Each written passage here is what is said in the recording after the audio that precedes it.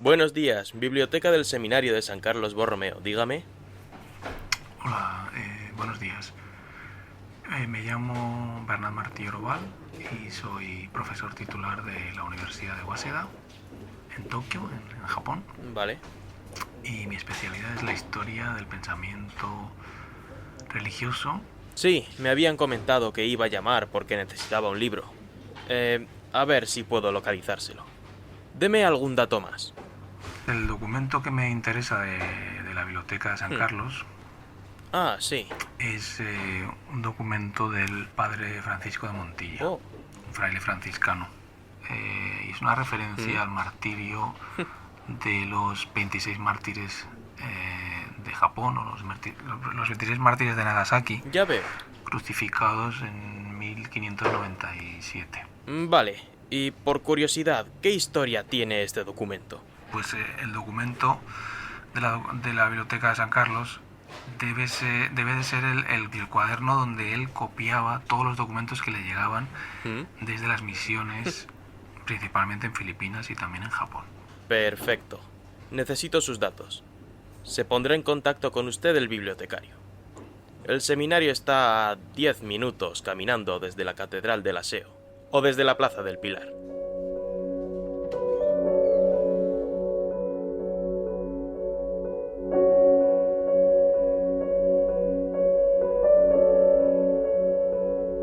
¡Oh! Desde Japón llegan a consultar mi biblioteca, mi dama, como me gusta llamarla. Bien lo merece ese documento. Es de gran valor. Probablemente los originales se han perdido y solo se conservan esas notas. Una joya escondida. La biblioteca del Marqués de Roda. Disculpen, no me he presentado. Soy Manuel de Roda. Ya sé que me conocen como el Marqués de Roda, pero, en fin, lo de Marqués se me otorgó a título póstumo. Les hablo desde un cuadro, desde mi cuadro. Está colgado en esta biblioteca que reuní con tiempo y esfuerzo, y aquí me tienen, velando por esta hermosísima colección. 84 incunables, algunos rarísimos, numerosos manuscritos. La biblioteca está hecha a medida. Ahí tengo un libro de oraciones pintado de modo exquisito en Brujas. Llegó a pertenecer al Papa Inocencio IX. Al otro lado, la colección con ilustraciones de la fauna de las colonias. Y por todas partes, libros contra los jesuitas. Lo que me costó expulsarlos del país. Disculpen la salida de tono. Hablar de la compañía me irrita demasiado. Quédense con que esta biblioteca sigue viva casi 3 siglos después. Es un manuscrito que contiene varias cosas y al final, cómo fabricar tinta con no sé qué, con azúcar, goma, no sé qué y no sé cuántas, porque además son la tinta de 2 colores, y luego pone una cosa de lavar peluca. Digo, mira. ¿Le oyen? Acaba de llegar Mosén Juan Ramón Rollo con visitas. Es el director de la biblioteca. La conoce bien. Hay manuscritos impresos en español, en idiomas modernos que diríamos, y también pues, en latín y en griego. Aparte están incunables y sobre todo, bueno, pues autores, por obras manuscritas, pues hay manuscritos referentes a Petrarca, a Góngora o de Fray Luis de León. Hay un libro de Horas miniado con decoración por las miniaturas del arzobispo Fonseca, que es de finales del siglo XV.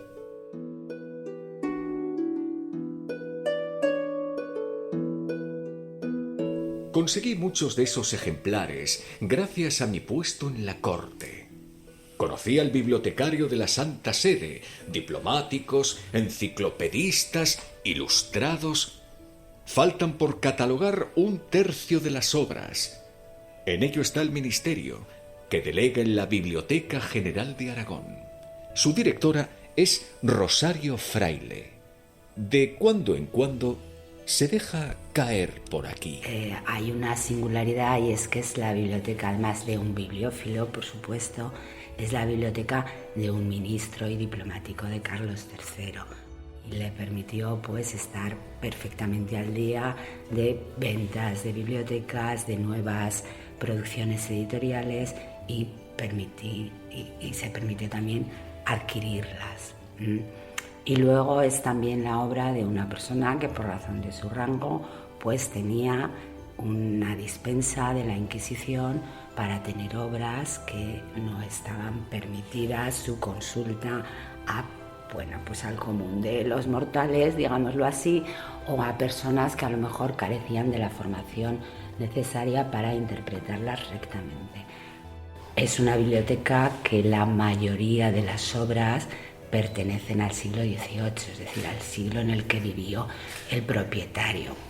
No tiene tanto un interés anticuario o un interés coleccionista, cuanto un interés de recopilar toda esa ciencia, todo ese movimiento intelectual que estaba inundando Europa.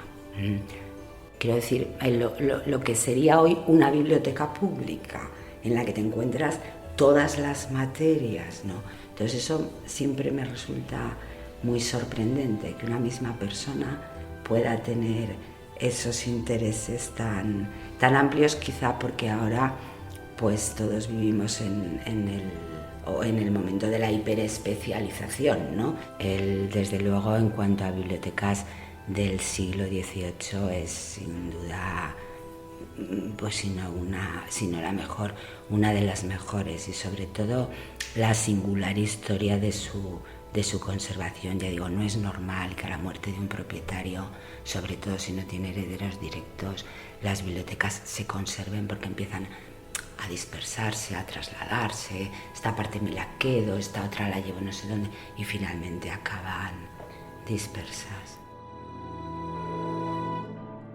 Ese fue mi espíritu, sí. También se dice que es una de las mejores bibliotecas antijesuíticas de todos los tiempos. Todo tiene sus motivos. Empecemos explicando que en mi tiempo, en el siglo XVIII, como dice el historiador Guillermo Pérez, la Iglesia ostentaba un gran poder. Las tierras, o los censos, como se llamaban entonces, estaban prácticamente en sus manos y no pagaban impuestos, algo que irritaba en especial a los reyes absolutistas. España estaba hecha polvo, el siglo XVII estaba hecha polvo. Caída de la población, fase económica, en fin, crisis de la monarquía. Se produce una hipertrofia clerical en España que lleva a que en España sea rentable desde el punto de vista fiscal meterse en la Iglesia y poco rentable quedarse fuera de la Iglesia, porque claro, hay miles y miles de curas, de obispos, de, por supuesto, párrocos, pero sobre todo capellanes. Los capellanes no tienen función pastoral y los ilustrados van a decir, ¿y estos qué hacen? Si no predican la palabra de Dios, ¿para qué están ahí cobrando censales? Y entonces los capellanes se van poniendo poco a poco en contra de las reformas ilustradas. Por eso fue tan importante mi puesto de embajador en Roma. Yo servía a mi rey y quería que la Iglesia pagase sus impuestos. Tenían mucho poder. Y algunos, como los jesuitas, llegaron a tener incluso influencia política. Por aquel entonces, los colegios mayores y los jesuitas eran los encargados de la formación. Elitistas e influyentes conseguían colocar en los mejores puestos del Estado a los hijos de los nobles. Yo venía de familia humilde, y a pesar de que estudié con los jesuitas y llegué a ejercer como letrado en Madrid, no conseguía medrar como lo hacían los favoritos. Pedí un ascenso al confesor del rey, que era el jesuita Padre Rábago, y al marqués de Villa. Y esto sucedió. Manuel de Roda pretendió un canonicato. Un canonicato es un puesto aprobado por el rey para ocupar una canonjía, ser canónigo en una iglesia episcopal. Se lo pidió al padre Rábago, a Francisco Rábago, que era jesuita, el confesor del rey. Pues Rábago le contestó que no. Todo porque no venía de familia noble.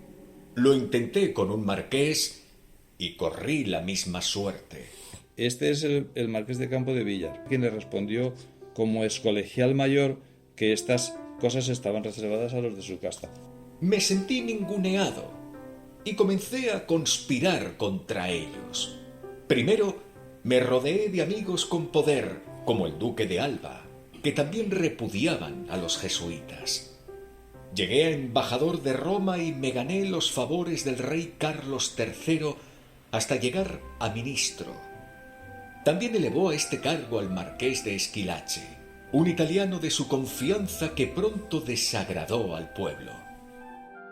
Esquilache era un ministro italiano que se trae el rey Carlos III desde Nápoles aquí a España, porque antes de reinar en España reinó en Nápoles, era gente de su confianza, y supuestamente el motín estalló porque una de las ordenanzas de este señor de Esquilache fue suprimir los sombreros de pico y las capas. Ocurrió en el año 1766 el motín de Esquilache, que se acabó son una serie de altercados, por resumirlo así, que se acabaron extendiendo por todo el país, y aprovechó la circunstancia junto con Campomanes para hacer lo que se llama la pesquisa secreta, que es investigar quiénes fueron los responsables, ¿no?, de la organización de esta revuelta. Y lo que hizo fue manipular las pruebas, ¿no?, para acusar a los jesuitas de haber estado detrás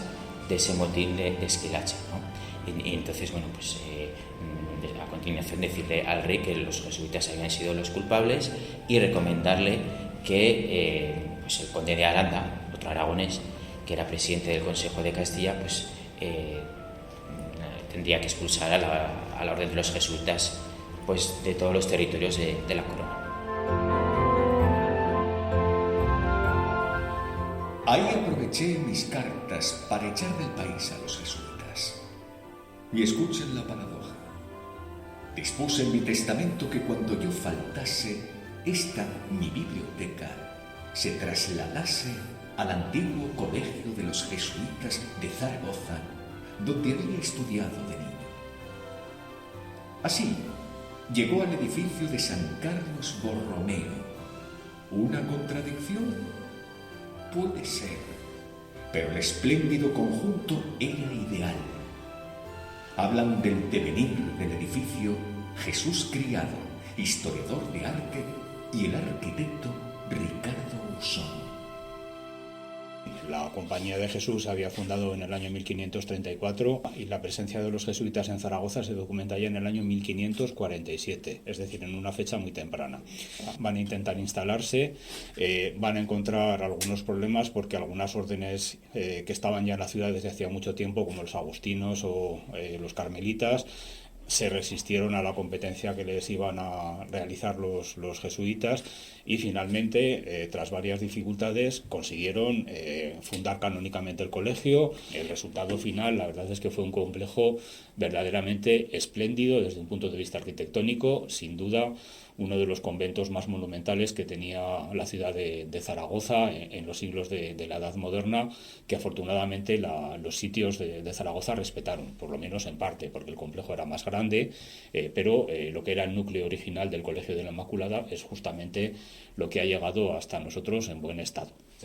Por el Colegio de Zaragoza pasaron personajes tan importantes como Baltasar Gracián y el Marqués de Roda, evidentemente, que cursó sus primeros estudios allí en el Colegio de la Inmaculada, quizás consciente, mejor que nadie, del enorme peso que la compañía tenía, no solamente en la sociedad española de la época, sino en la propia Casa Real, que era lo que a él realmente le preocupaba más.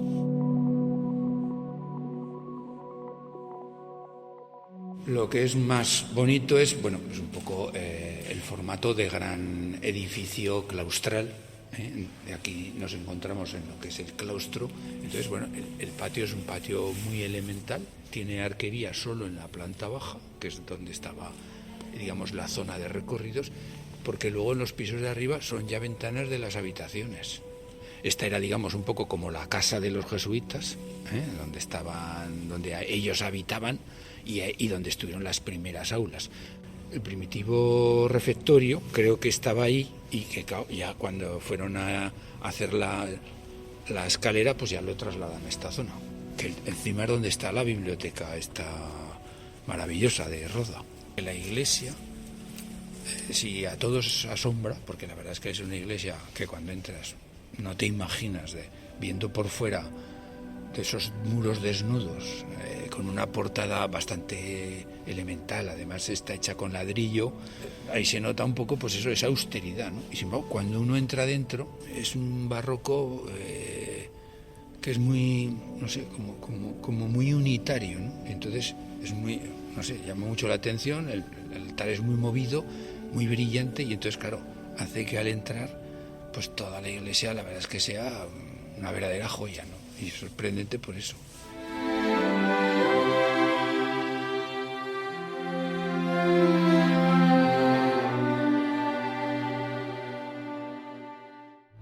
Edificio y biblioteca. Una joya dentro de otra joya. Y aún más, ese tesoro de manuscritos e incunables está depositado en un apropiado cofre. Hablo de las estanterías. Las que ven son las originales. Sergio Blanco, delegado de Patrimonio de la Diócesis de Zaragoza, señala que en estas librerías ya va haciendo muesca el paso del tiempo. Es un mueble de segunda mitad del 18. No vamos a encontrar un mueble muy espectacular porque estamos en España. Si fuera Francia o Alemania, pues sería otro tipo de mueble, ¿no? Aquí es un mueble de pino, está policromado en verde y tiene unas decoraciones en oro. Pero es un mueble muy interesante porque es el original.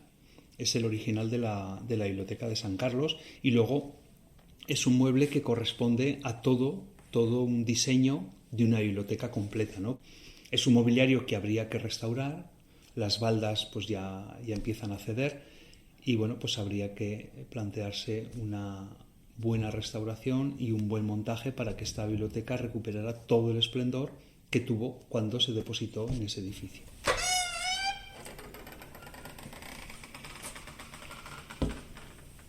Parece que se oye a alguien en la escalera. Es Carlos Palomero, el director de San Carlos. Viene acompañado por un restaurador. Ah, sí, Pablo Miguel. Es un espacio que a ver si tenemos la suerte de pronto restaurar. Ah, muy bien. Todo lo que es los lugares donde poner los libros. Qué maravilla. Es espectacular, ¿eh? Sí. Preciosidad. Además, aparentemente el estado está bastante bien, solo tiene, bueno, ahora veremos un poco más de detalle, pero el polvo del tiempo y... Exactamente, toda esta parte fue ya restaurada y colocada hace ya aproximadamente unos 20 años, no llegará entre 15 y 20 años se hizo ya la primera restauración de esta sala. Y la otra, pues hace concretamente 6 años se tuvo que levantar. Sí, en 2018 sé que hubo un informe. Exactamente. Se tuvo que levantar todo el suelo de la otra sala porque las vigas estaban haciendo un poco de fresa y por lo tanto ya había mucha carga por los libros y la propia carga del suelo. Sí. Y entonces hubo que levantarlo todo, liberar de tanta carga que había. A simple vista, una limpieza, tampoco excesiva, porque lo único que tiene más es polvo, algo de grasa del tiempo, que eso ya habría que buscar el disolvente menos agresivo que nos ayude a limpiar, y luego pues pues integrar el color en las piezas que se han hecho nuevas y poco más, tampoco mucho más. O sea que es una restauración sencilla, lleva tiempo y tal, pero bueno, y dado el tamaño de la biblioteca, pues evidentemente un poco cara, pero... Todo esto es lo de Roda, todo esto es lo de, pertenece también a Roda. Una bonita mesa de pata de lira, por cierto. una buena mesa de pata de lira española, desde luego, siglo XVII, bien, interesante. O sea que bien. No, aquí las cosas que vemos, prácticamente todos pertenecen al siglo XVII. Sí. Y se ha guardado, se respeta todo tal cual. La verdad es que es una preciosidad, ¿no? Mi empeño ahora es el de salvar esta librería. Son 135 estanterías, de las cuales ha de restaurarse la mitad. Así se conservará el legado completo, y el público podrá venir a admirar el conjunto. Y quienes aman la ciencia y la historia, acercarse, elegir los escritos y estudiarlos. Porque, más que legajos y muebles, esta biblioteca es un regalo de sabiduría y de belleza a partes iguales.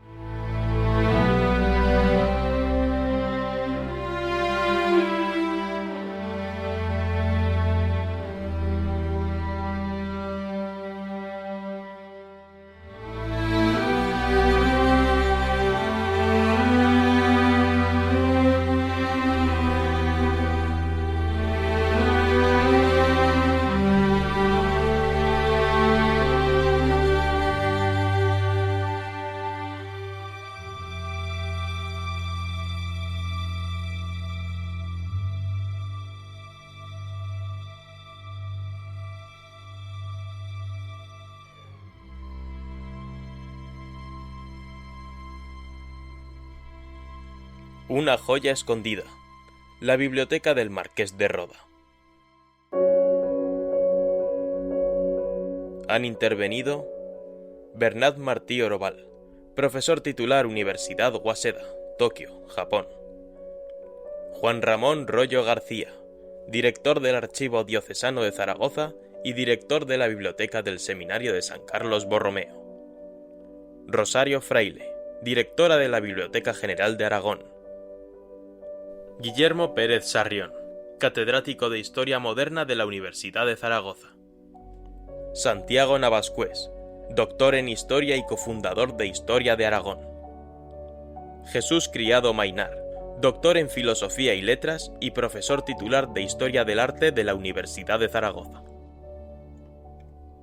Ricardo Ausón García, arquitecto municipal del Ayuntamiento de Zaragoza y miembro de la Comisión Municipal del Patrimonio Histórico Artístico.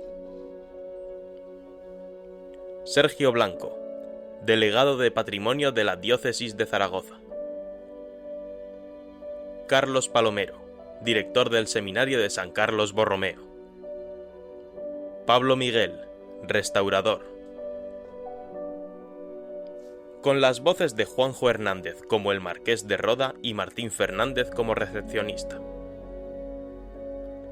Guión de Yolanda Gómez. Grabaciones de José María López. Diseño sonoro y realización de Chuse Fernández.